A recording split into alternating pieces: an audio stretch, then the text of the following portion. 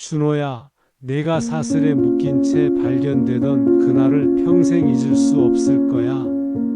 7개월 동안 실종되었던 아들이 캄보디아 컨테이너에서 뼈만 남은 몸으로 구조되는 모습을, 얼굴에는 전기고문 자국이 선명했고 몸무게는 20kg이나 줄어 있었어. 아빠, 엄마 간신히 내뱉은 그 한마디에 나는 그 자리에서 무너져 버렸지. 그때는 몰랐습니다. 해외 고수익 취업이라는 달콤한 제안이 지옥행 편도표였다는 것을, 그리고 우리 아들만이 아니라 수백 명의 청년들이 같은 함정에 빠져 있었다는 것을. 사연 시작하기 전에 구독과 좋아요 꼭 눌러주세요. 이런 일이 더 이상 없어지기를 바라는 마음으로. 모든 것은 2023년 3월 준호가 대학을 졸업하고 취업 준비에 지친 때 시작되었어요. 200군데가 넘는 이력서를 넣어도 면접 기회조차 없던 상황이었죠. 아빠, 나 정말 쓸모없는 인간인가 봐요. 준호가 어깨를 떨구며 말했어요. 성실하고 착한 아들이었는데 시험난 때문에 점점 자신감을 잃어가는 모습이 안타까웠죠. 그런 준호에게 희망 같은 전화가 걸려왔어요. 안녕하세요. 김준호님이시죠? 글로벌 인재 채용 전문 회사 휴먼스타에서 연락드려요. 목소리는 젊고 친절했어요. 회사 이름도 그럴듯했고요. 저희가 준호님의 이력서를 보고 연락드렸어요. 해외 근무에 관심 있으세요? 해외 근무. 준호의 눈이 반짝였어요. 영어도 잘하고 해외 경험도 쌓고 싶어 했거든요. 캄보디아에 있는 한국 IT 회사예요. 고객 상담 업무인데 월급이 400만 원이고 숙식비는 회사에서 모두 제공해 드려요. 400만 원. 한국에서는 꿈도 꿀 수 없는 금액이었죠. 게다가 숙식까지 해결된다니. 준호님 스펙이 딱 저희가 찾던 인재예요. 성실하고 어학 능력도 우수하시고, 다만 자리가 많지 않아서 빨리 결정하셔야 해요.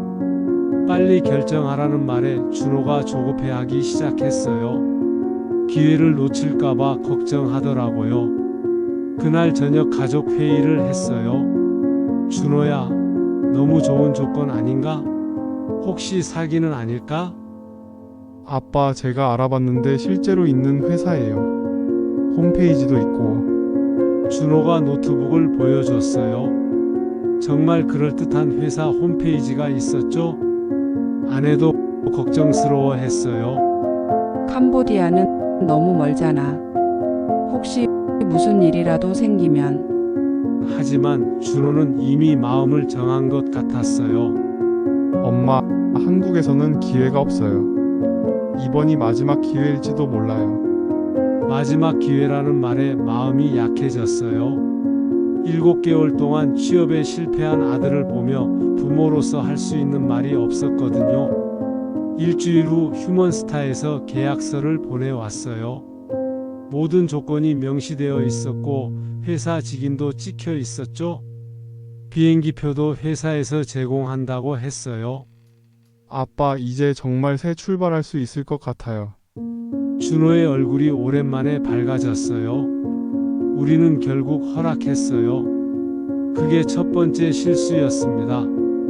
출발 일주일 전부터 이상한 일들이 생기기 시작했어요.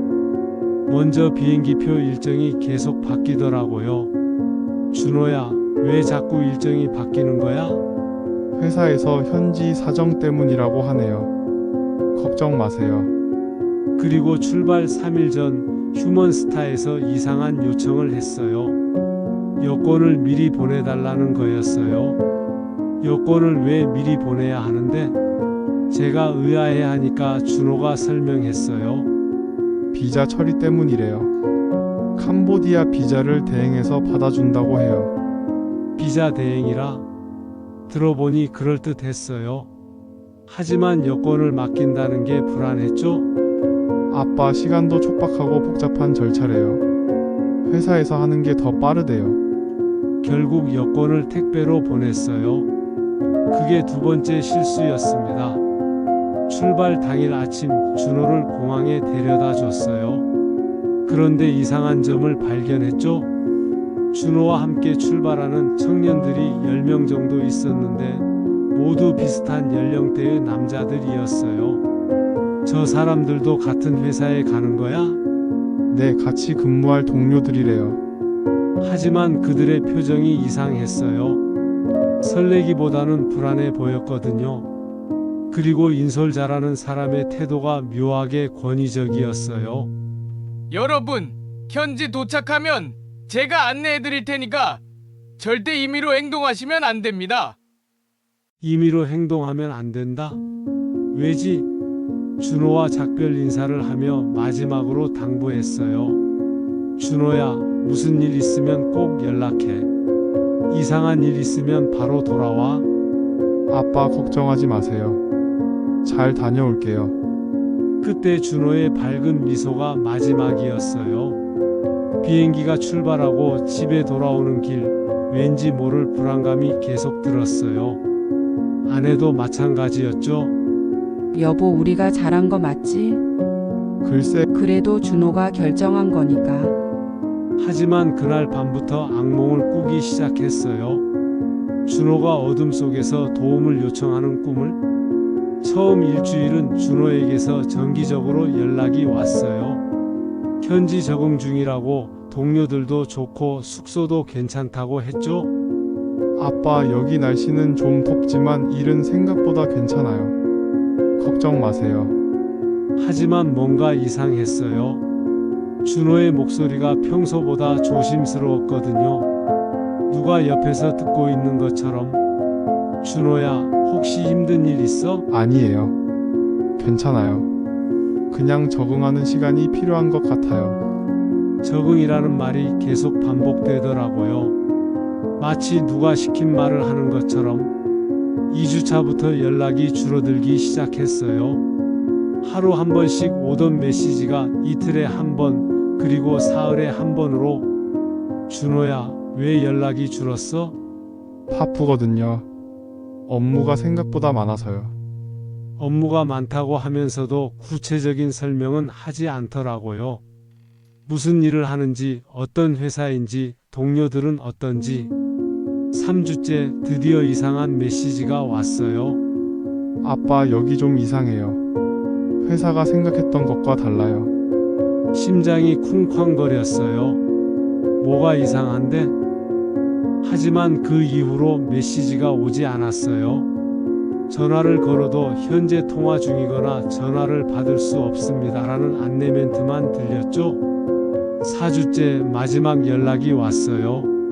전화였는데 준호의 목소리가 떨리고 있었어요. 아빠 도와주세요. 여기가 회사가 아니에요. 뭔 소리야? 무슨 일이야? 감금되어 있어요. 여권도 빼앗겼고 와. 전화가 갑자기 끊어졌어요. 라는 소리는 누군가에게 맞은 소리였어요. 그 이후로 7개월간 아무 연락이 없었어요. 미친 듯이 휴먼스타에 전화를 걸었지만 번호가 사용 중지되어 있었어요. 홈페이지도 사라져 있었고요. 경찰서에 신고했지만 해외 사건이라 한계가 있다는 답변만 돌아왔어요. 제 아들이 납치되었어요. 확실한 증거가 있어야 수사가 가능합니다. 증거라니? 아들이 사라진 게 증거가 아니라는 건가요? 외교부에도 연락했지만 마찬가지였어요. 현지 대사관을 통해 확인 중이라는 말만 반복했죠. 밤마다 준호 생각에 잠 못 이뤘어요. 밥도 목으로 넘어가지 않았죠. 아내는 우울증으로 병원 치료를 받기 시작했어요. 우리 아들이 어디서 뭘 당하고 있을까? 아내가 매일 밤 울먹이며 물었어요. 저도 답을 할 수 없었죠. 5개월이 지나도록 아무 소식이 없자 저는 직접 행동하기로 결심했어요. 캄보디아로 가서 아들을 찾겠다고. 여보, 위험해. 당신까지 무슨 일 당하면 어떡해? 하지만 포기할 수 없었어요. 부모로서 할 수 있는 모든 걸 해봐야 했거든요. 인터넷으로 정보를 찾다가 충격적인 사실을 알게 되었어요. 휴먼스타와 똑같은 수법으로 속아 넘어간 청년들이 수백 명이라는 거였어요. 해외 취업 사기 피해자 모임이라는 카페를 발견했어요. 거기엔 저와 같은 처지의 부모들이 수십 명 있었죠. 저희 아들도 3개월째 연락이 안 돼요. 딸이 고수익 일자리라는 말에 속아서 시체로라도 좋으니 찾고 싶어요. 모두가 같은 고통을 겪고 있었어요. 그리고 그들을 통해 충격적인 진실을 알게 되었죠. 우리 아이들이 끌려간 곳은 회사가 아니라 보이스피싱 조직이었던 거예요. 한국인들을 납치해서 강제로 보이스피싱 범죄에 가담시키는 곳이었죠.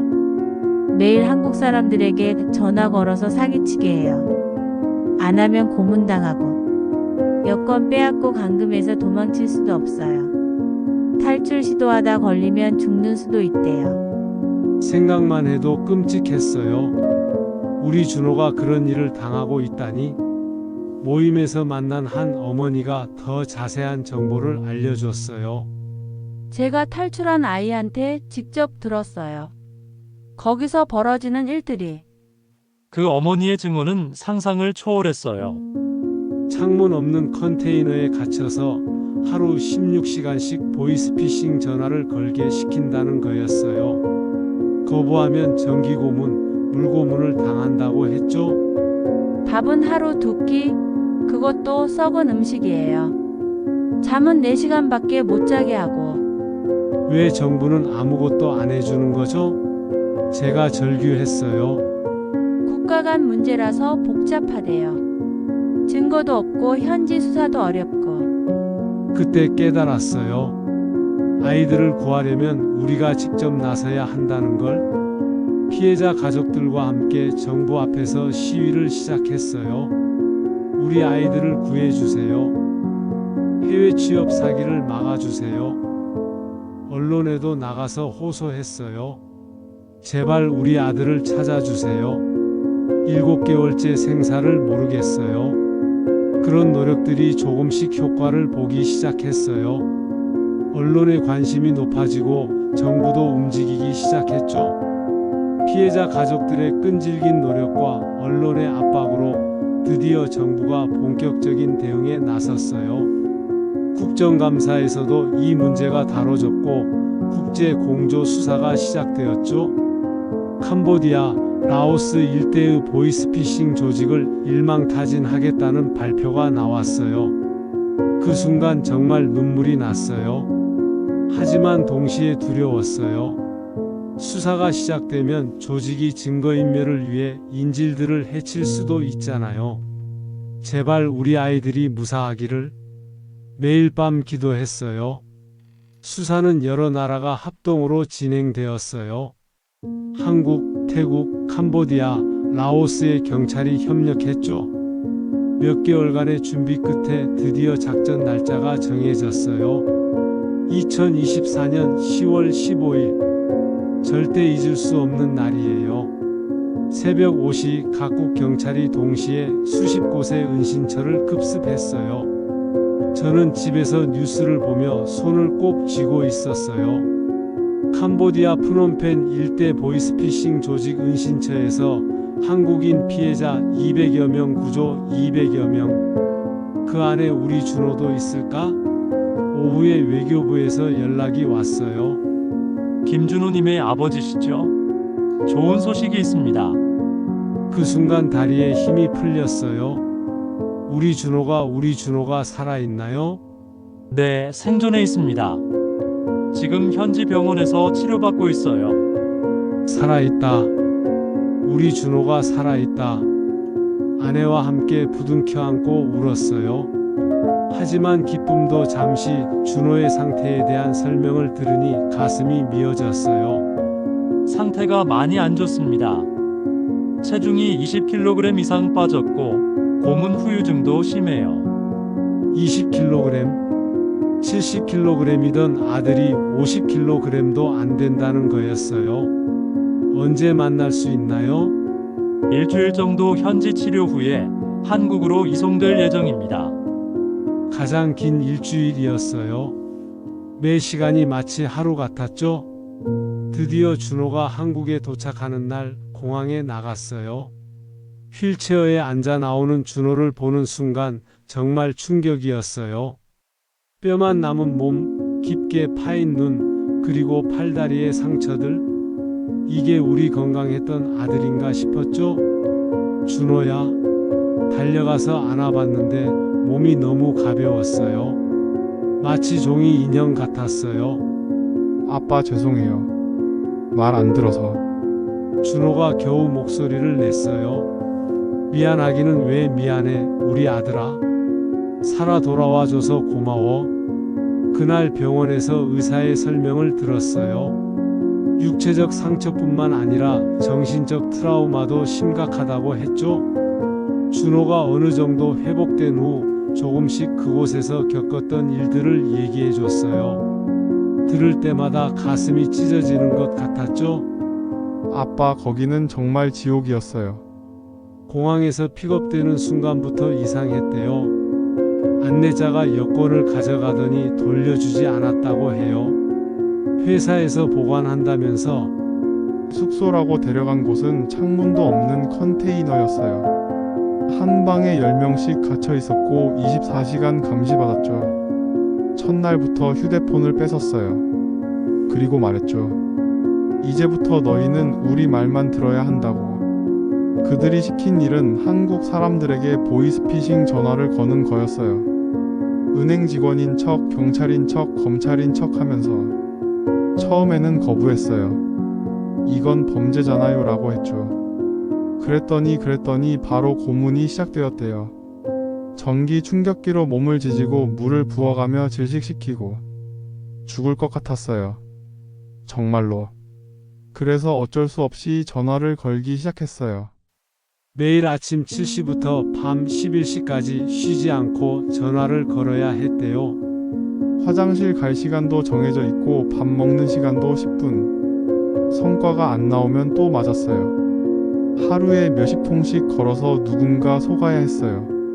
준호가 눈물을 흘리며 말했어요. 아빠, 저는 범죄자가 된 거예요. 누군가의 돈을 빼앗는 일에 가담한 거예요. 준호야, 그건 내 탓이 아니야. 강요당한 거잖아. 하지만 준호는 자책하고 있었어요. 자신이 범죄에 가담했다는 죄책감에. 더 끔찍한 건 탈출을 시도한 사람들의 말로였어요. 한 명은 도망치려다 잡혀서 다른 사람들 앞에서 총살당했어요. 우리에게 보여주려고. 그 얘기를 들으니 온몸이 얼어붙었어요. 우리 아들이 그런 일을 봤다니. 밤에는 악몽 때문에 잠을 못 잤어요. 언제 죽을지 모르니까. 그래도 살아야겠다고 생각했어요. 부모님께 돌아가야 한다고. 그 마음이 준호를 버티게 한 유일한 힘이었던 거예요. 그런데 어떻게 구조된 거야? 갑자기 경찰들이 들이닥쳤어요. 총소리도 나고 난리였죠. 조직원들은 도망가고 그때 정말로 살았다는 생각이 들었어요. 구조 당시 준호는 손목에 쇠사슬이 채워져 있었대요. 도망치지 못하게 하려고. 아빠, 거기서 만난 친구들은 어떻게 됐을까요? 준호가 걱정스럽게 물었어요. 다 구조됐어? 200명 넘게. 하지만 모두가 무사한 건 아니었어요. 몇 명은 고문 후유증으로 아직도 중환자실에 있었고, 한 명은 끝내 목숨을 잃었죠. 그 얘기를 듣는 순간 정말 분노가 치밀어 올랐어요. 어떻게 인간이 인간을 그렇게 대할 수 있는지. 준호가 한국에 돌아온 지 6개월이 지났어요. 몸은 많이 회복되었지만 마음의 상처는 아직도 아물지 않았죠. 밤에 자다가 소리를 지르며 깨는 일이 자주 있어요. 악몽 때문에. 안 해요. 전화 안 걸어요. 라고 외치면서. 그럴 때마다 가슴이 미어져요. 우리 아들이 얼마나 힘들었을까? 심리치료도 받고 있고 조금씩 나아지고는 있어요. 하지만 완전히 회복되려면 시간이 더 필요할 것 같아요. 준호는 이제 다른 피해자들을 돕는 일을 하고 있어요. 자신의 경험을 바탕으로 해외 취업 사기에 대해 강연도 하고. 아빠, 저 같은 피해자가 더 이상 나오면 안 되잖아요. 그래요. 이 일이 다시는 일어나면 안 되죠. 사법부에서는 휴먼스타를 운영했던 일당들을 모두 체포했어요. 주범은 무기징역을 받았죠. 하지만 그걸로 끝이 아니에요. 아직도 어딘가에서는 같은 범죄가 계속되고 있거든요. 새로운 회사 이름으로, 새로운 수법으로 고수익 해외 취업, 비자 대행, 숙식 제공 이런 말들을 조심하세요. 너무 좋은 조건은 의심해 보세요. 특히 여권을 미리 맡기라고 하거나 계약서가 불분명하거나 현지 연락처가 명확하지 않으면 절대 가지 마세요. 준호는 이제 새로운 꿈을 꾸고 있어요. 국제범죄 수사관이 되어서 이런 조직들을 잡겠다고. 제가 당한 일을 다른 사람들이 당하지 않게 하고 싶어요. 그런 아들이 자랑스러워요. 끔찍한 경험을 겪었지만 그것을 더 좋은 세상을 만드는 힘으로 바꾸려고 하니까. 마지막으로 모든 부모님들께 말씀드리고 싶어요. 아이들의 해외 취업을 무조건 반대하라는 게 아니에요. 다만 꼼꼼히 확인하세요. 회사가 실제로 존재하는지, 현지에서 검증된 곳인지, 다른 후기는 어떤지, 그리고 아이와 지속적으로 연락을 유지하세요. 이상한 신호가 보이면 즉시 신고하세요. 늦으면 돌이킬 수 없어요. 우리 준호는 다행히 살아 돌아왔지만 아직도 어딘가에서 구조를 기다리는 아이들이 있을 거예요. 이 이야기가 한 명이라도 더 구하는 데 도움이 되기를 바라요. 그리고 더 이상의 피해자가 나오지 않기를, 우리 아들의 악몽이 다른 가족의 현실이 되지 않기를 간절히 바랍니다.